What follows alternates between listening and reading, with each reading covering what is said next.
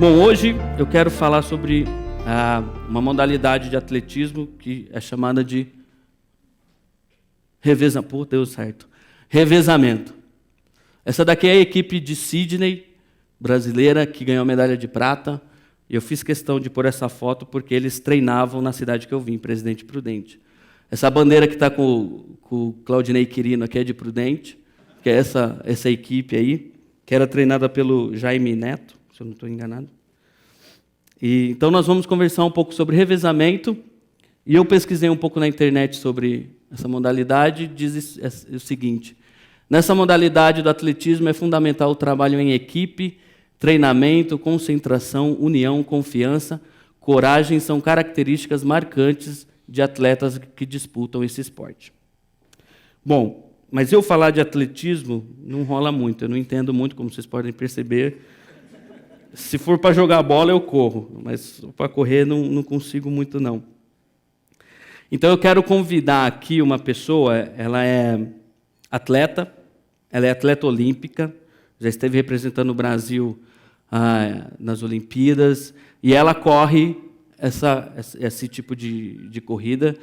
É a Thaísa, queria que vocês dessem uma salva de palmas para ela, por favor. Ela é atleta olímpica, atleta do Brasil. Eu vou citar algumas coisas aqui que eu encontrei sobre você. Melhor marca pessoal nos 100 metros, 11 segundos e 46. Está quase igual, estou chegando. Aí é vice-campeã de 2 GPs na Bolívia, medalha de bronze no Troféu Brasil. Ela disputou as Olimpíadas de Sydney, não, de Pequim. Chegou em 4º lugar com a equipe do Brasil no revezamento. Perdeu por apenas 10 centésimos, não foi? Mas eu convidei a Thaísa para estar aqui, que eu quero fazer algumas perguntas para ela e que ela possa nos explicar como realmente é essa corrida. No revezamento, qual que é a importância de vocês, como atletas, se conhecerem? Qual é o nível da amizade entre vocês? É um pouco complicado, porque nós corremos 100 metros, 200 metros, são provas individuais. Então, são atletas que estão acostumadas a competir uma contra a outra. Então, no revezamento, a gente se une com o mesmo objetivo, de correr pelo Brasil ou pela equipe, todas juntas. Nem sempre tem amizade, mas a gente tenta, ao máximo, se unir, né? Não precisa ser amiga, mas... Não precisa ser inimiga, né? Qual que é a parte mais importante da prova, que você acha? É a passagem do bastão, porque o Brasil não é uma potência na velocidade. Nós estamos muito atrás da Jamaica, dos Estados Unidos. Então, a passagem tem que ser bem rápida para a gente não perder tempo ali, já que o percurso não é tão bom.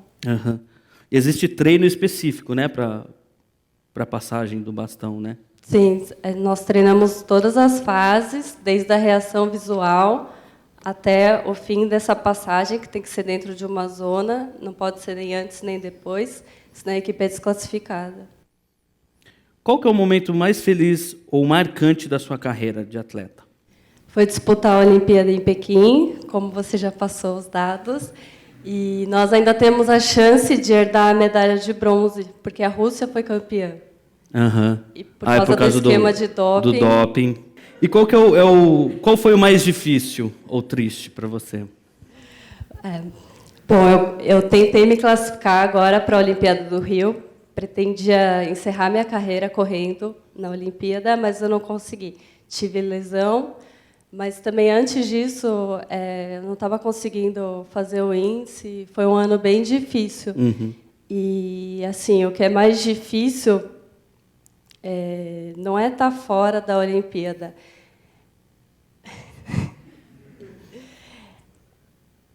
É ter paz no coração. Eu sei que tudo tem um propósito, eu sei que essa foi a vontade de Deus, mas é um pouco difícil não olhar para trás, não ficar fazendo algumas perguntas sem resposta. É difícil. E o que Jesus significa para você? Qual que é a diferença dele na sua vida profissional? Eu acho que, se não fosse Deus, eu não conseguiria nem largar na prova, porque é muita concentração, se você queimar a prova já era desclassificado, e são vários detalhes, né? Um vento a favor, ele te ajuda demais, então a marca não vale. O vento contra, ele te atrapalha. Choveu, a pista fica lenta, você não vai conseguir correr bem. Então, são muitas coisinhas ali que, sem Deus, acho que eu nem largaria. Obrigado, Thaísa. Uma salva de palmas. Obrigada. Obrigado.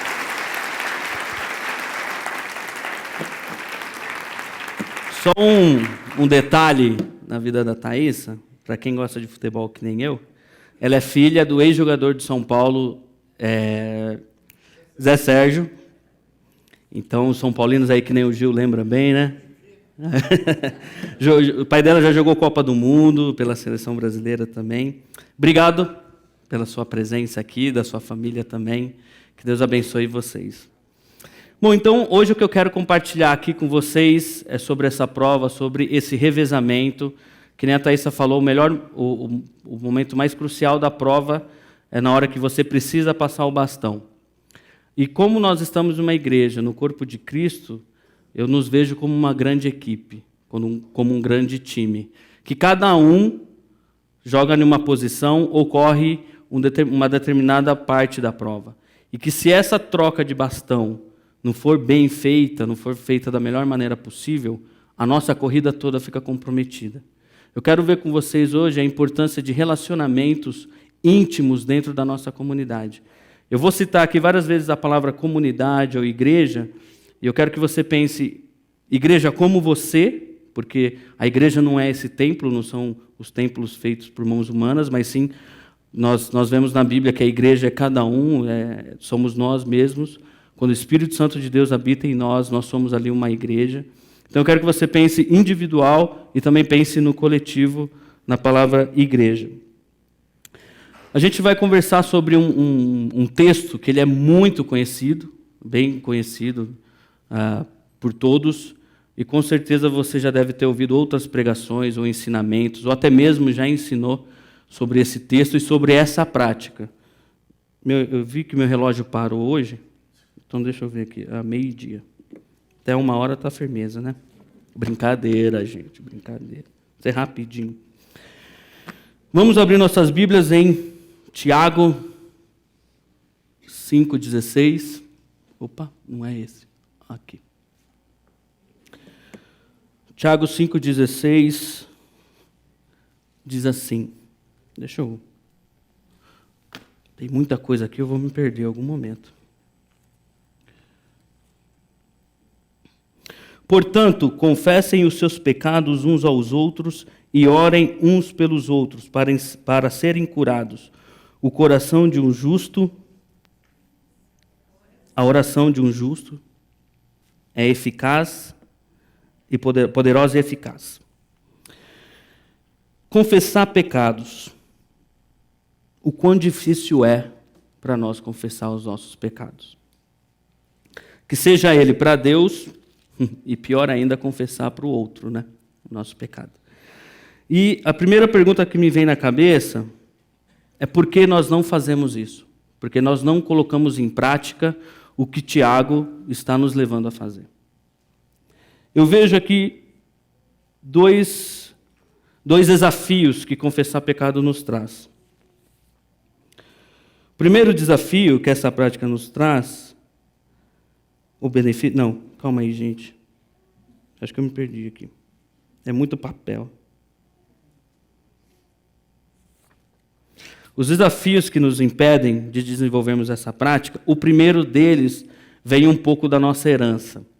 Porque nós não confessamos nossos pecados por causa da moralidade que existe dentro das igrejas evangélicas brasileiras hoje. Porque nós somos acostumados e nós taxamos alguns pecados como muito grandes. Ou nós temos alguns temas que nós mesmos constituímos como os verdadeiros tabus. Então, nós não falamos disso dentro das igrejas. Todo movimento religioso ele é pautado por uma moralidade muito forte. Nós cristãos temos uma herança moralista muito grande. E não importa que eu saiba que onde eu estou onde você está, todos nós somos pecadores. Isso é um fato. Mas isso não me importa quando eu preciso confessar o meu pecado. Porque eu não quero ser taxado, porque eu não quero ser o motivo das conversas no próximo domingo, ali nos corredores da igreja. Então eu não confesso o meu pecado porque eu não quero me expor, eu não quero me abrir. E principalmente por causa das fofocas, das pessoas que saem falando mal daquilo que você tem feito de errado. Há um tempo atrás, em 2011, aconteceu um fato com um pastor, e eu estava no meu primeiro ano de seminário e a gente estava trocando uma ideia sobre isso, né? Era um cara que a gente conhecia, e alguém falou assim: nossa, você viu que saiu no site de fofoca gospel? Eu falei: quê? Saiu a história toda no site do fofoca gospel. Eu falei: é mentira um negócio desse. Não, entra aí. Aí ele me passou o site, eu não vou falar para vocês não entrarem. É bem famoso também. Aí eu entrei lá, aí estava pastor, não sei o que e tal. Embaixo tinha um vídeo de mais ou menos uns 6 minutos. O título do vídeo era assim: conheça aqui os ministros de louvores que adulteraram suas mulheres. Vocês acreditam? E tinha mais de 10 mil visualizações. E tinha ali, você clicava, passava, esse cara, essa mulher, não sei o quê, não sei o quê. Então, nós não confessamos os nossos pecados porque nós não queremos não parar no site. Só se você for um astro gospel. Mas nós não queremos ser notícia dentro das nossas igrejas. Porque dentro das nossas igrejas é acostumado a falar, quando alguém descobre um pecado, todo mundo no outro domingo já sabe. Um outro desafio que eu encontro em confessar o pecado é o desafio da performance ou da personagem que eu tenho. Todos nós aqui temos personagens que nós usamos no nosso dia a dia. E dentro da igreja isso é muito grande, principalmente com líderes, porque o líder precisa passar para a igreja que ele está de boa, 100%, que ele não tem pecado. Só que a igreja também não está acostumada a saber que o pastor tem pecado. Nossa, o pastor? Mas ele é pastor, ele não pode pecar. Ele já é pecador. Então, nisso, nós acabamos trazendo personagens para o nosso dia a dia que vai encobrindo os nossos pecados e nos impede de confessar o nosso pecado. Só que a gente prefere ter essas personagens do que realmente mostrar quem realmente nós somos. Porque, no fundo, confessar o pecado é mostrar o meu pior para você. É o que eu tenho feito, que às vezes nem a minha esposa sabe. Porque eu também escondo dela. Então, a gente não quer mostrar o nosso pior. Eu quero mostrar para vocês que eu sou felizão, que eu sou beleza, que eu não tenho problema. Então, eu vou fazendo da minha vida vários personagens. E esse é um desafio que a gente precisa quebrar.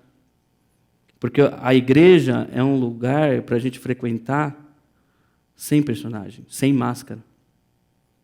E o confessar o pecado nos traz alguns benefícios que a gente consegue encontrar no texto. Logo de cara, a gente já vê no texto: confessem os seus pecados uns aos outros para serem curados. Aí já está um benefício, logo de cara. Pô, se eu quero ser curado do meu pecado, daquele que ninguém sabe, o que eu preciso fazer? Confessar o meu pecado. Para você ser curado. A gente já podia acabar aqui, vamos orar, o culto acabou, porque isso já é um benefício, já é uma coisa que Tiago está nos ensinando. Mas eu quero ver outros 4 benefícios que não estão explicitamente no texto, mas que se a gente pensar um pouco, a gente consegue encontrar. O primeiro benefício que eu encontro é autenticidade. A igreja é um local para a gente viver a autenticidade, para a gente viver quem realmente nós somos. A igreja é chamada para ser igreja em uma profundidade tal que nós não precisamos esconder as minhas tentações e as minhas limitações. A igreja não foi feita para a gente brincar de esconde-esconde de pecado. No versículo 12 desse mesmo texto de Tiago, está escrito: seja o sim de vocês sim e o não, não, para que não caiam em condenação. Tiago está nos convidando a abraçarmos uma vida autêntica, uma vida sem esconder, uma vida de verdade, sem mentira. Precisamos mostrar quem realmente somos e tirar as nossas máscaras. Desde pequeno eu ouço meu pai contar uma história. Meu pai que está assistindo a gente. Oi, pai. Ele pediu para fazer isso. Ele conta uma história que é o seguinte. Domingo de manhã, família composta por 2 filhos, uma esposa e o chefe da família acorda 9 horas para ir para a escola dominical. Ele tem 2 filhos adolescentes. Com certeza ele demorou no mínimo meia hora para acordar os filhos. Meia hora, porque a adolescência, ou ele tem sono ou ele está no celular hoje em dia. Então, é um dos dois. 12 horas para cada. Ele morre de sono, se não está com sono, ele está no celular. Então, no mínimo meia hora o pai levou para acordar os meninos. E os meninos acordam reclamando. Tem 2 domingos que eles não vão para a igreja. O culto começa às 11. É só uma contextualização, tá, gente? O culto começa às 11. E os caras não conseguem acordar e acordam reclamando. Pô, tem que acordar cedo para ir na igreja. Acordo cedo a semana inteira. Enfim. A mulher toma seu banho, experimenta ali suas 3, 4 roupas, para ver como é que vai. Dá uma secada no cabelo. Gente, isso não acontece na minha casa, tá? É só uma brincadeira. E o pai faz parte de um ministério da igreja e precisava estar meia hora antes. E os meninos atrasados, a mulher atrasada. Começa aquela discussão básica e tal, e vai, você sempre me atrasa, para que 4 roupas, não sei o quê, esses meninos que não levantam, não escovam o dente, aí o menino chega na igreja com o cabelo desse tamanho, baforento, não tem tempo para nada, sem tomar café, come tudo o café aqui da igreja. Só que durante o caminho, gente, é aquela discussão, você sempre me atrasa, aí... Coisa de 1 mês atrás, começa a vir à tona, né? A mulher, mas aquele dia você atrasou para ir não sei aonde, não sei aonde. Coisas que o cara nem sabia, ou que a mulher não sabia, começa a ser jogado na cara um do outro. Mas beleza, o caminho inteiro discussão, meia hora de rolê até chegar aqui discutindo. Chega aqui na frente da igreja, o pai fala assim, família, acabou a briga. Agora nós vamos adorar a Deus. Na volta a gente continua, da onde a gente parou. Aí o cara sai do carro, com a mulher aqui do lado, beijando o filho, fala, olha a cara do pai, puxou a mim, que não sei o quê, e chega aqui, sobe as escadas com um sorrisão, aí todo mundo, nossa, olha que família, logo de manhã assim, né? Pô, máscara. São máscaras. A Bíblia fala para a gente vir como nós estamos a Deus. Mas o cara para o carro ali, fala, agora a gente precisa mostrar que a nossa família não tem problema. Gente, que família não tem problema? Quem não tem problema? Então o cara veste aquela máscara, a família veste aquela máscara. Acaba o culto, meu bênção, né? O cara aqui está no 4º céu já, não sei o quê, está ouvindo as trombetas tocando, anjos subindo e descendo. Acabou, entrou no carro, briga. Vamos voltar de onde a gente parou. Alguém lembra qual era a discussão? Eita, de novo. Tiago não está nos instruindo aqui uma regra litúrgica, que quem só vai para o céu, quem só agrada a Deus, quem tem essa prática. Tiago não está nos falando isso. Tiago também não está querendo fazer que o momento público, que o culto público, seja um momento onde a gente lava nossas roupas. O confessar pecado precisa ser no íntimo. Naquilo que Provérbios 17 fala, irmãos, amigos mais chegados que irmãos. São essas pessoas que Deus coloca na sua vida para que você tenha a liberdade e a confiança de poder chegar para o cara e falar, vamos tomar um café. Preciso conversar com você, estou com isso daqui. E o cara, ele tem toda ali um discernimento, um agir do Espírito, que o cara vai poder gastar ali 1 hora com você te aconselhando, abrindo o seu coração. A prática precisa ser no íntimo. E também, além dessas pessoas, os amigos mais chegados que irmãos, Deus coloca lideranças nas nossas vidas. Por exemplo, líderes de PGs. São pessoas que podem e deveriam ser as pessoas que possam ouvir o seu pecado. Eles foram colocados como líderes, eles são líderes que Deus colocou ali. Então, são pessoas usadas por Deus para poder te ouvir. Fora os líderes de PG, tem os líderes de ministério. Se você faz parte de um ministério, conversa com o seu líder. Chega, ó, precisamos trocar uma ideia, vamos sentar aqui. Tem um tempinho. Fora também os líderes de ministérios, a liderança da igreja, que Deus colocou a liderança, os presbíteros, os pastores. E não existe grau, viu, gente? Assim, esse pecado é mais cabuloso, então eu preciso que o pastor, só o pastor que resolve. Não, não existe isso. Pecado é pecado. Seja ele qualquer proporção. Então, são pessoas que Deus tem colocado na nossa comunidade que podem servir para você ter essa prática, para você fazer isso e ver como que sua vida pode mudar. O fato é que precisamos fazer dessa prática algo normal em nossas vidas. É uma característica da igreja que Tiago está nos revelando, que a igreja é um lugar onde nós podemos e devemos ir sem máscaras, sem lidar com o cansativo exercício do esconder. Pois quando eu escondo o meu pecado, eu vou me autodestruindo. O salmista, no Salmo 32, diz o seguinte, deixa eu abrir aqui.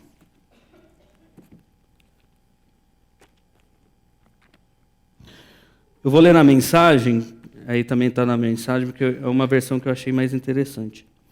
Considere-se afortunado, feliz mesmo, você que ganhou um novo começo e cuja a ficha está limpa. Considere-se afortunado, o Eterno não tem nada contra você, e você não está escondendo nada dele. Quando guardei tudo para mim, meus ossos se transformaram em pó, minhas palavras eram gemidos intermináveis. A pressão nunca cessava, a ponto de todo o líquido do meu corpo secar. Então resolvi pôr tudo para fora e disse, confessarei todos os meus pecados ao Eterno. De repente, a pressão foi embora, minha culpa evaporou, meu pecado desapareceu. Outra coisa. Quando a gente confessa o nosso pecado, a pressão vai embora, a culpa evapora e o pecado desaparece. Esse é um benefício em confessar o nosso pecado. Nós somos chamados a sermos pessoas verdadeiras na comunidade, a tirar as nossas máscaras. O segundo benefício que eu encontro é o benefício do acolhimento.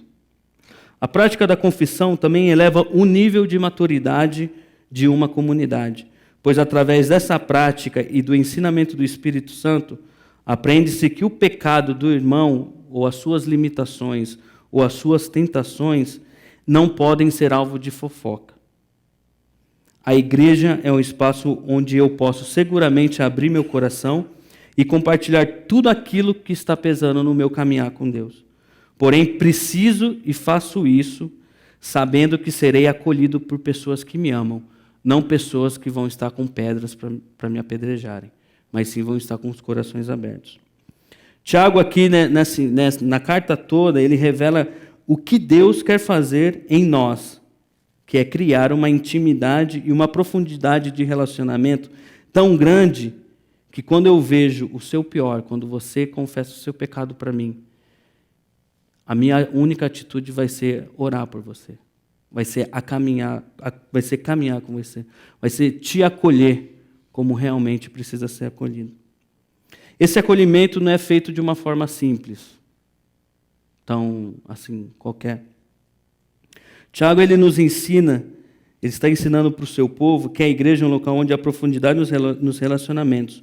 Um povo que só se reúne sem máscaras. Um povo que sabe que o pecado do irmão não é matéria para o meu julgamento ou para minhas previsões. Mas a queda do meu irmão serve como combustível para minha oração.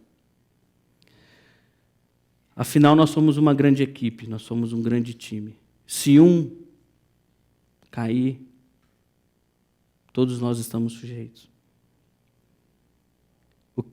Minha oração é que nós sejamos uma igreja que pare de julgar e comece a orar. Essa é uma atitude e um benefício que a confissão de pecado nos ensina. Que eu não vou ouvir o pecado do meu irmão para sair falando, para colocar no site de fofoca. Mas minha primeira atitude deve ser a oração. Tiago nos ensina depois no texto, a oração de um justo é eficaz.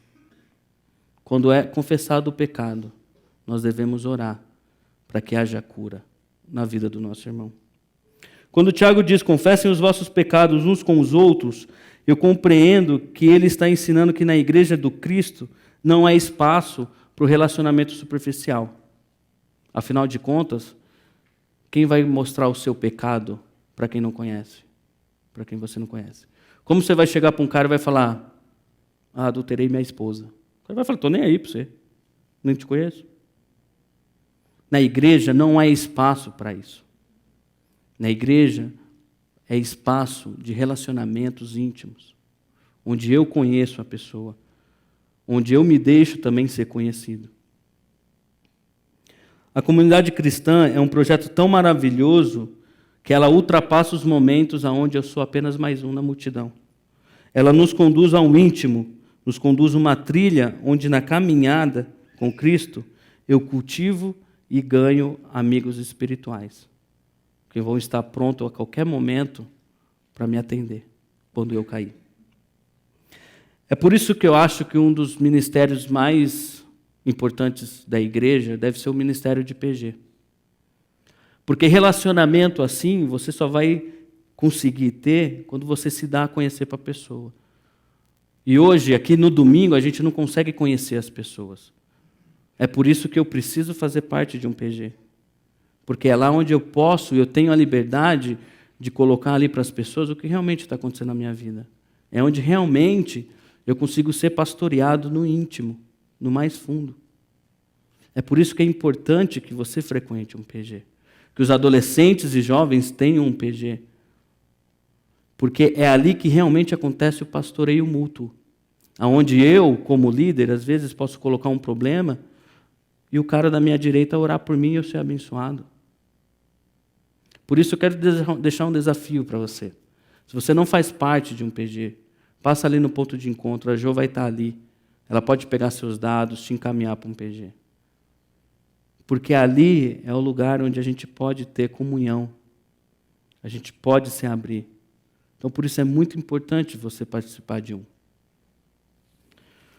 Um outro benefício, e esse é muito complicado também, que a confissão de pecado, a prática de confessar o pecado traz, é a prestação de contas. Tiago também nos ensina que na comunidade do Cristo é um local onde as pessoas prestam contas umas às outras. Eu não venho aqui na igreja só para prestar conta a Deus.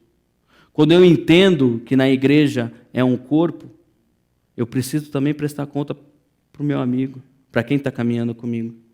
Isso se dá pelo simples fato de que na comunidade cristã ninguém caminha sozinho. Quando eu sou inserido na fé cristã, quando eu entendo do que eu faço parte, que eu faço parte de um corpo, eu entendo que eu não estou sozinho. Eu entendo que eu preciso de irmãos ao meu lado para me ajudarem nessa caminhada. Na igreja nós encontramos irmãos para compartilhar a vida, irmãos para prestarmos conta. Longe dessa prática, nós estamos fadados ao cansaço e à morte espiritual. Esse sermão, já tem um bom tempo que eu ouvi ele, na verdade, porque ele foi primeiro discutido de uma roda de amigos, onde o Juninho, que está ali atrás, faz parte. A gente tem um grupo de jovens pastores que costumava se reunir uma vez por mês. Era um pastor do Rio de Janeiro, 2 de Rio Preto. A gente sempre se encontrava aqui em São Paulo para pensar a igreja, para ver para orar uns pelos outros, para confessar pecado. E num dia ele trouxe esse pensamento e a gente começou ali a conversar sobre confessar os pecados. Então, eu tenho com quem eu presto minha conta. São amigos meus, com quem eu chego para ele e falo, mano, meu casamento ora por mim. Mas eu estou prestando conta. Eu estou confessando o meu pecado. Então, quando nós somos inseridos na realidade da igreja, meu primeiro pensamento é esse: eu não caminho sozinho. Eu não estou caminhando sozinho. A igreja não é um projeto para caminhar sozinho, pois ela se efetiva quando há profundidade de relacionamento, cuidado, prestação de contas, acolhimento. Isso tudo a gente não pode fazer sozinho. Eu tenho a impressão que a igreja acontece de fato quando, pelo Espírito, partilho dessa profundidade relacional, quando de fato eu me sinto pertencer a uma família, a um corpo. A prestação de contas é um processo de humildade, porque quando eu presto conta para alguém, eu estou reconhecendo que eu não sou ninguém, que sozinho eu não sou nada, que eu necessito da força do meu amigo para poder caminhar.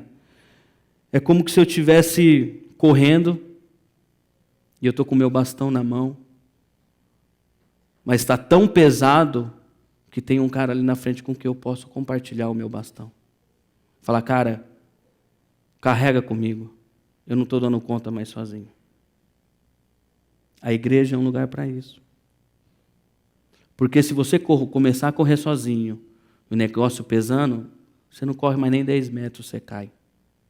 Mas quando eu compartilho o meu bastão, eu tenho outro cara para correr junto comigo. A igreja é um lugar de prestação de contas. Quando eu encontro uma comunidade que partilha e vive esse processo, uma comunidade onde eu sou acolhido, mas eu sou transformado também em acolhedor, de fato adentramos na profundidade da igreja a qual o Espírito Santo quer nos conduzir. Nós participamos do partir do pão hoje, do sentar à mesa. Nós participamos de uma intimidade. Você só convida para sentar na sua mesa aquele seu amigo que você tem intimidade. E nós fizemos hoje isso. Nós sentamos à mesa como irmãos. Quando nós partilhamos disso, nós estamos vivendo realmente o que a palavra comunhão significa na Bíblia. Que ela sempre nos leva para a ideia do sacrifício do Cordeiro. Como eu já falei antes, quando nós estamos numa comunidade, nós fazemos parte do corpo de Cristo. Nós dependemos totalmente de Cristo, mas também dependemos um dos outros. Na igreja, e como a gente costuma ver no Pai Nosso, a oração do Pai Nosso diz: Pai nosso que estás nos céus, santificado seja o teu nome. Venha a nós o vosso reino. Seja feita a tua vontade, assim na terra como nos céus. O pão nosso de cada dia nos dai hoje. Perdoa as nossas dívidas, os nossos pecados. Se eu tenho um Pai que é nosso, se eu invoco um reino que é nosso, se eu peço ao Pai o pão nosso, o pecado é nosso, o pecado não é meu.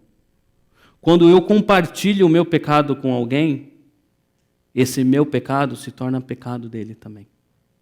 Nossa, que loucura isso. Como que o meu pecado vai ser o seu pecado? Se eu olho para a história de Jesus, eu vejo isso. Jesus foi parar na cruz pelo seu pecado, não pelo pecado dele. Então, quando alguém confessa o pecado dele para mim, se torna meu pecado. Se torna meu pecado. E aí eu sou obrigado a caminhar junto com esse cara, porque eu já estou junto em oração com ele. Ele já compartilhou comigo. Então, comigo ali, ele vai ter mais força para caminhar sozinho. Em 1 Pedro 2,24, ele mesmo levou em seu corpo os nossos pecados sobre o madeiro, a fim de que nós morrêssemos para os pecados e vivêssemos para a justiça. Por suas feridas, vocês foram curados. Foi isso que Jesus fez por nós. Ele pegou os nossos pecados e assumiu a culpa no nosso lugar. Então, o mínimo que eu posso fazer pelo meu irmão é caminhar junto com ele. O seu pecado agora também é meu. Um último benefício que confessar os pecados traz, e acabou, é que quando eu confesso o pecado, ou quando alguém confessa o pecado dele para mim, eu me torno agente da graça de Deus. O que é se tornar um agente da graça de Deus? Quando eu confesso o meu pecado para você, Deus está te dando a oportunidade de você derramar a graça dele sobre a minha vida. De você ser bênção na minha vida. De você ser um agente da graça de Deus. Quando alguém confessa o pecado dele para mim, as portas se abrem e eu posso ser bênção na vida da pessoa. Deus está nos dando oportunidades de sermos agentes da graça dele, através da confissão de pecado. Então eu preciso ter isso em mente, que quando alguém confessa o pecado para mim, eu tenho que entender isso como uma oportunidade que Deus está me dando. De ser bênção, de ser usado, de ser um agente de transformação na vida da pessoa.